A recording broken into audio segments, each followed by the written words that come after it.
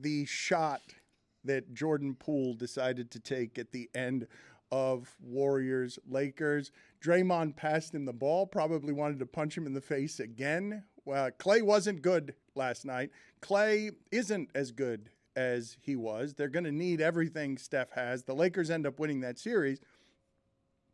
But when he took that shot, and this was funny because Tyrese Halliburton was on a podcast with Taylor Rooks and said, good shot.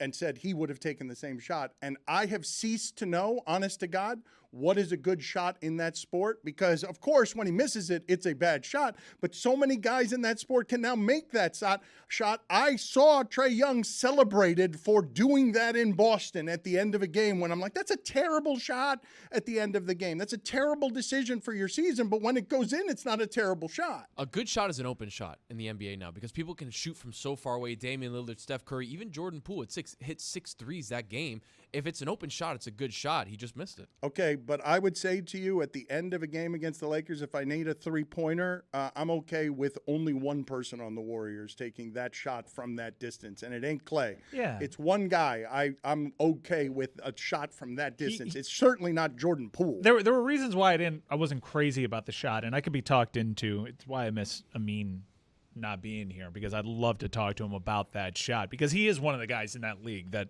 will pull up from that distance and hit. So he had 9 seconds left on the clock, and he had plenty of room in front of him. And I would have loved to have seen, because remember, Steph was doubled pretty aggressively, which is why the ball ended up in Draymond's hands. Jordan Poole had a lot of room in front of him to make something happen, and a lot of time to see how that would affect the defensive look that the Lakers gave him, which is why I would have preferred Jordan Poole do something other than what he did. He could have pulled up and still taken a nice in-rhythm three from closer, too. If you don't want Poole taking that shot, then you don't have Poole in the game. It's pretty much that simple. When he's in the game, you have to accept the fact, if not understand, you're going to double Steph, and therefore he's likely to take the shot. And the coaching staff sees him as that third splash brother, right? Because they paid him as such, because he can try and do some of the things. Thank you. Some of the things that Steph and Clay do, or Clay used to do, but he's that guy. So they have ultimate belief in him, ultimate neon green light to shoot. He just missed. There was a game played in OKC when the Warriors dynasty was teetering, and people talk about Game 6 Clay, and he had some crazy third quarter, and he pulled up at one point in a critical juncture in the game and stepped just over half court and took the shot. And it wasn't until that moment and the way Steph and Clay have changed the game that I realized that the analysis of today is different than anything we've ever seen, because at any time in the history of basketball before Clay took that shot, what Jordan Poole did last night is offensive to anyone who's ever coached basketball. This is a change over the last few years. Never mind that it's your third or fourth best or fifth best player taking the shot. A shot from that distance, basically my entire life covering the sport except for a few years, has been, that's a truly dreadful shot that nobody should be taking unless it's a buzzer beater and you're rushing your way down the court and have absolutely no time left. But the crazy thing is the percentage chance of that shot going in has gone up in lockstep with it being an acceptable shot. Not that distance, though. That's still a people are shooting 40%, 30 to 40% from that, and you look at them choose. Not from there, though, David. Not from there. Well, I think Trae Young. I mean, this is totally anecdotal. Damian Lillard, Steph, and Trae Young are a couple of guys that can do it.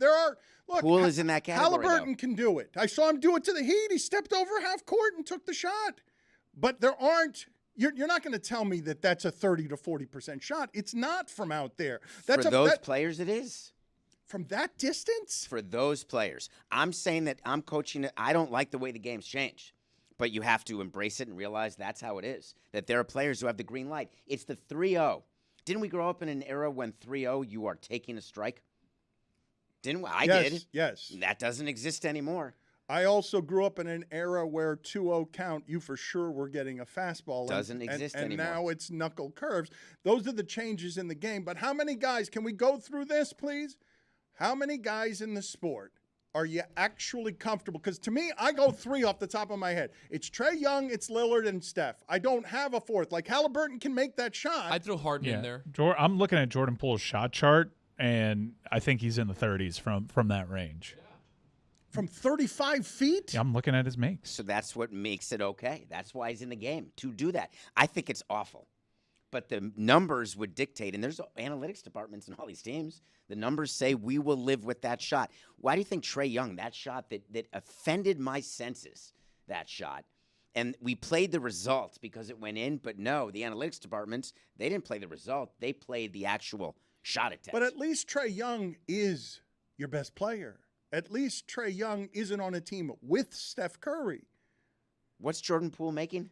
He's making about $30 million a year. Not this season, but he got that. He just signed a money. nice deal. Right. So if you can't have him take a shot like that, then you made a big mistake signing him. Yeah, I mean, Steph at that moment couldn't get a look, but again, the problem that I have with the Jordan Poole shot is there's so much time on the clock that you're not even affording Steph Curry time to get open. Because I'd rather Steph Curry be taking even a contested shot. shot. Is the rebound, though, right? So you do it with some seconds left because long shot, long rebound. Right. So Well, and it was. And it you have should Looney, been- who's like the best offensive rebounder in the game right now. should Yeah, have been- possibly ever. It should have been a jump ball. It should have been that rebound should have resulted in a jump ball with 6 seconds left. Jessica, you were saying something? I just wanted to shout out everyone who stayed up late to watch this. I don't want to hear David Sampson ever say that we're lazy or unorganized ever again. That's a standing ovation for the room. Staying Thank up you. till 1 a.m. Thank you Watching so much. sports? you mean for watching highlights? The Lakers Yeah. Warriors. Did not watch the highlights. Watched it live. I am definitely so stayed tired awake the of entire being time. criticized Tracking stars overtime. and Yeah. you being applauded for something that you don't do. Stars cracking at the TV with sound. In the middle of that game yesterday, I saw that some people were pointing out that LeBron James, and it really is kind of breathtaking, that this is the first time in his career that he didn't get an MVP vote. Do you realize how stupefying that is? For 19 years to always get an MVP vote? To get That's a MVP? wild stat. That's crazy. That's a wild stat. And you know what else is kind of wild is we've gone this far without mentioning Anthony Davis. Well, this is his plight, right? Anthony Davis is doomed to be a vaguely unprecedented player for his size. Great always when he's healthy. Argued as a top 5 player before he joined the Lakers, and then because his body breaks down, people forget it all the time.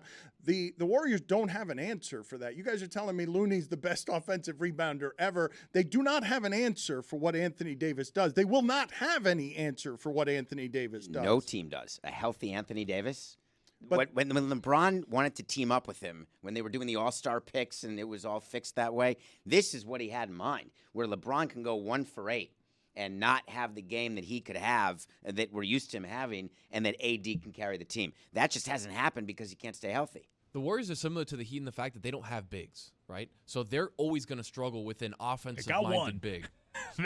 They got one dude that plays huge in Looney. And Looney, You yeah, he had lose- 23 rebounds yesterday, But by the way. you lose a game, though, at home where LeBron went one. What was it 9 for 25? Is that what the LeBron doesn't play inefficient basketball? The last time I could remember off the top of my head, LeBron putting up that kind of inefficiency was the year that everybody was hurt for the Cavs, and he went and played against the Warriors, and all he was doing was shooting 35 times a game. What was the final stat line? 9 for for LeBron? 24. 1 for 8 from 3, by the way. That's not something. That is not something you see on LeBron's playoff resume. I was more focused on only the 4 free throw attempts. Like that's an old LeBron now. I can't believe he didn't get an MVP vote. He's 38 years old doing what he's doing. By definition, that should get you an MVP vote. It was weird watching the game and then not seeing LeBron kind of dominate because you're there watching me like, oh, yeah, there's LeBron with a layup. Where has he been for the last 5 minutes? Careful. It's just one game though. He'll be back.